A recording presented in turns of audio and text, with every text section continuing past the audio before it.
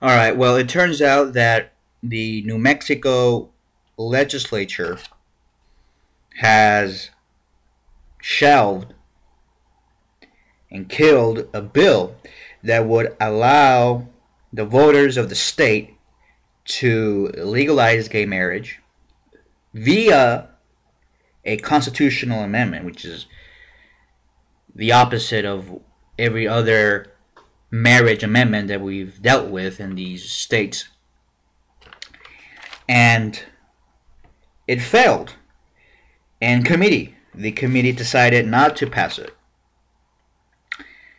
And you think, oh, those teabaggers. No, it wasn't just the teabaggers. It was a bipartisan vote against it. It was 2 Democrats and 3 or 4 Republicans. I'm not really sure, but there were Democrats there that got. I don't know. I don't know what their deal is, because we're told, that Democrats are pro-gay. You can depend on us,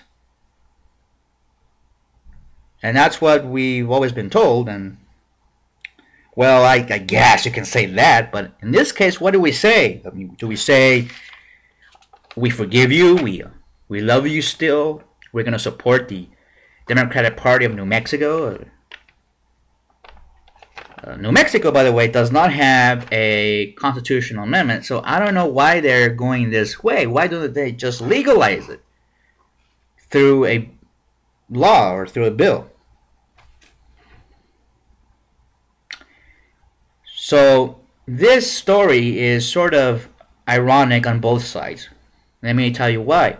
Well, first of all, of course, the Democrats did not allow this to happen. Now, some of you might say, well, Jose, maybe those 2 Democrats, because the Democrats are the majority in New Mexico, and that's kind of interesting. But, New Mexico, it's a blue state, and they have nothing. No domestic partnership, no civil unions. And I always hear from Democrats who are opposed to gay marriage, they say, oh, but, Jose, don't get me wrong. I support civil unions. Yes, now suck my dick. I mean, it's all bullshit. It's all crap. Just like the Republicans and the reactionaries who voted against this bill, they are hypocrites. This is the most hypocritical vote, not only for the Democrats who are touting as equality and all that bullshit. What about this? What about the Republicans? They were the ones that always placed marriage on the ballot. They were the ones. Now that the trend is changing, now that there's some independents out there, Democrats out there, liberals, and even conservatives who are now supporting this perversion. Oh no, we can't have that. We cannot put it up for a vote anymore. But I thought that was important to your cause. I thought that was part of that. That was the central argument of your cause, was that no branch of government. This is what they say. Remember. Read my lips. This is what they said. Okay? They said that no branch of government has a right to redefine marriage. That's what they're saying. Or to legalize gay marriage. I mean, they say redefine marriage. We say marriage equality. They're both totally off base. Fine. Okay. So that means the only branch that they would allow and have always allowed was the voters. The voters voted for them, for their side. Now that the voters are voting for our side, now what are they doing? They don't want this to go anywhere near the voters. And they're saying, well, the reason why if society is going to change, as if society is going to change because we're going to redefine the most basic fundamental institution of society, which is marriage, we should allow the people to vote on this. Put it on the ballot. Let the people vote. Remember that? Brian Brown marching down Manhattan, and he was holding hands with his little boyfriend, that stupid Democrat senator again who was against gay marriage. What's his name? That Dominican, Cuban, whatever the hell he is. He and Brian Brown were locking hands together. They were holding hands, skipping and trotting and flaunting their homophobia, saying, "We the people demand to vote. We want to vote." Now here's their chance in another state. Here's their chance, Brian Brown. Why didn't your side pass this and let the people vote? I tell you why. Because New Mexicans probably would have legalized gay marriage. That's why they're afraid. And that's what I'm getting here in Arizona. We're getting numbers here that the voting population, the voters of the state, are now more in agreement of legalizing gay marriage. We might be able to repeal the marriage ban here through the vote, through the ballot. Now, I know that there's a lot of you gay activists out there. You're just like these people. You're hypocritical. You cannot tell me that we cannot put this on the ballot. Yes, we can. Let me tell you this. Do you agree that segregation, Jim Crow laws, or let me just say this, school segregation was unconstitutional? Do you believe that? You say yes. Is there anything wrong with the state of, let's say, state of Missouri, or let's say Arkansas, the state of Arkansas? We found out that maybe the voters will actually do what's constitutionally required and repeal those segregation laws and enforce desegregation or integration of all the races.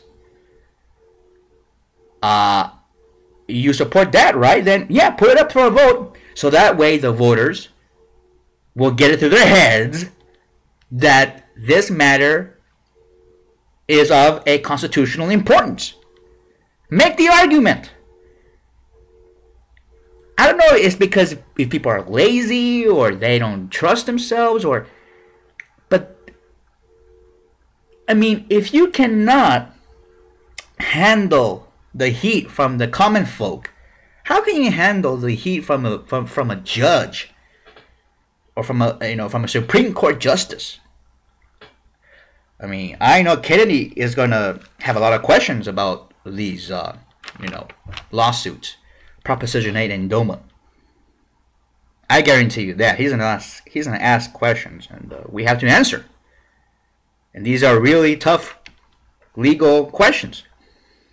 And for the public, we don't need to do that. I mean, it's more easier now than ever to just convince the public that it is a constitutional right than it is to convince somebody like Scalia or Thomas or Alito. Fuck them. If the people of this country rise up and they say, we believe that marriage is a constitutional right and we're going to vote for that constitutional right to be enforced, then we will do it, and that's fine. But some people are so stuck with their stupid rhetoric and ideology.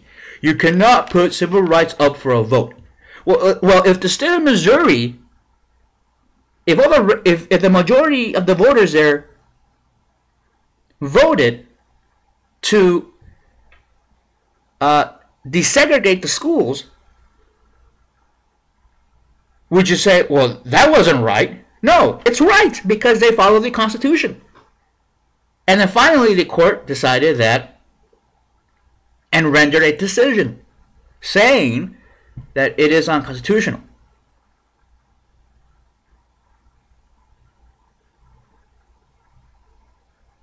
This whole notion of civil rights shouldn't be up for a vote.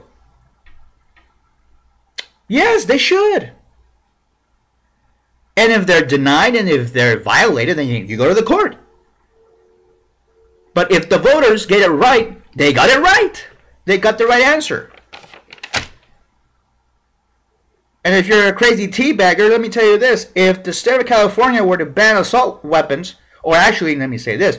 If they ban handguns, you'd be all up in arms, wouldn't you?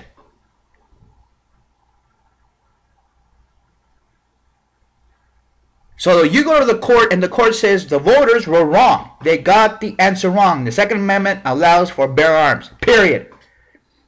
14th Amendment, equal treatment under the law. Under the law. It doesn't mean everybody is the same. It means everybody will be treated equally under the law. The law will be applied equally. That's it, period. And we have case law to back it up.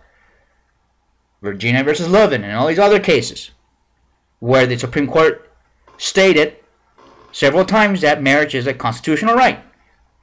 You cannot deny that fact. And the Supreme Court has stated that handguns are a constitutional right. That's it, period. And all of you gun-ophobes can just bite me. That's what the court is saying, and that's the law. That's the Constitution. There you go. If the voters decide to legalize handguns, good for them. They now are abiding by the Constitution. If the voters decide to ban handguns, no, they're not abiding by the law. That's the wrong answer. There are certain answers that have to be correct.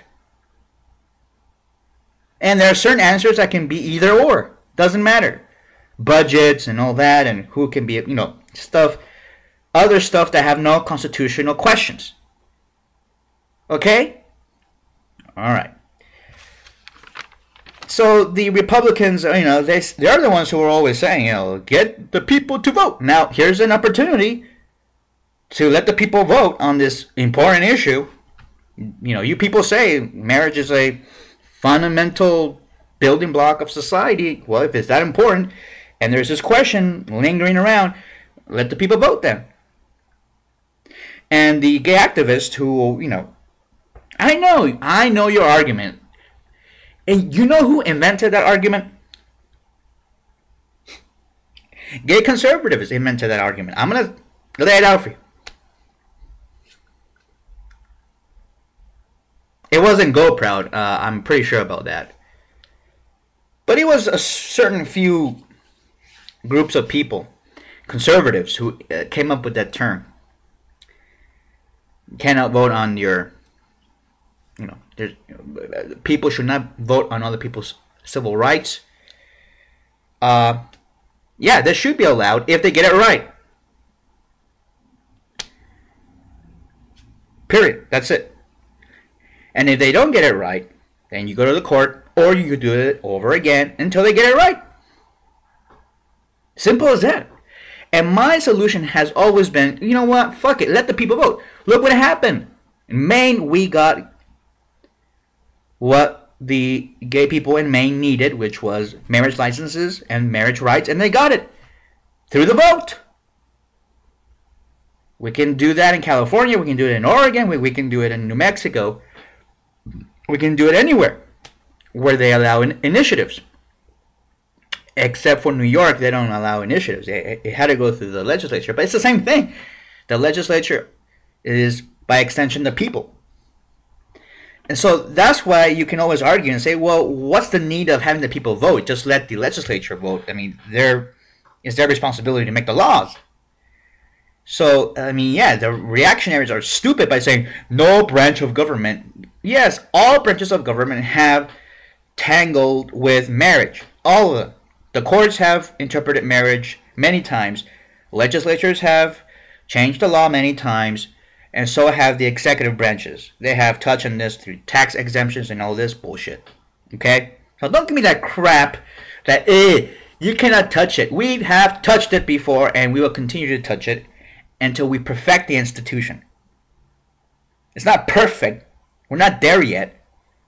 But we're getting there. And the thing is that straight people need to act up. Stop with having all these babies and not paying for their child support like this fucknut. Oh, have you heard about this guy? There's this guy that they arrested up in New York. He owed $1.2 million in child support. And he had 2 failed marriages, 3 kids, and he owed. How can you owe over $1 million in child support? How is that even possible? But there you go. Sanctity of marriage. What? Are we going to blame that amount on gay people too? On gay marriage? Oh, because of gay marriage, this guy now owes 1.2 million. I mean, I don't know. Some quack out there, some maniac with a microphone out there is going to start raving about that. But the hypocrisy must end. That's all I really would like to see that. And gay activists, if you really care about the community, let the people vote. In New Jersey, this gay Democrat, he wanted to get a bill passed to let the people push this through and pass it. And you have a majority of people in the state who will support it. Just get to work. Get your butt moving and get people engaged. Look at what happened in Maine. It can be repeated. Go to New Jersey. Engage with people. Talk to all the people. Do the ads. Do everything that you can. And now we have this new ad. I'm going to get to that later. Now we have this new ad and all that with Dick Cheney. Do whatever we need to do to get the people to do the constitutionally required thing and legalize gay marriage. That's it. Okay? Now, if the court goes ahead of them, that's fine. If they don't, that's fine too, because we can do it again. The worst that can happen, I think, is that they might throw both cases out because of jurisdiction. But that's about it. Or standing. But I don't think they're going to, I don't think Kennedy's that stupid. Or even Roberts. I think he wants his name on this. They are, I have a hunch. I'm not saying that this is going to happen. I'm not predicting anything. But I will not be surprised if Roberts, our current Chief Justice, if he's not eyeing this as another moment for his legacy. I mean, this guy he's pretty clever. When he thought that the Obamacare was in danger, of being struck down, I mean, he went in there and he changed his opinion. And, I think he changed his opinion because he really was thinking about his legacy. Obamacare has a lot of bad things in it, but there is a lot of good things also that we needed. But I thought we could have, done a better job. And Obama really screwed this up. He really did. I mean, that Obamacare was a bailout for the insurance companies. It protected them more than it did for the patient. But okay, fine. But it did stabilize the prices a little bit, and the cost of healthcare.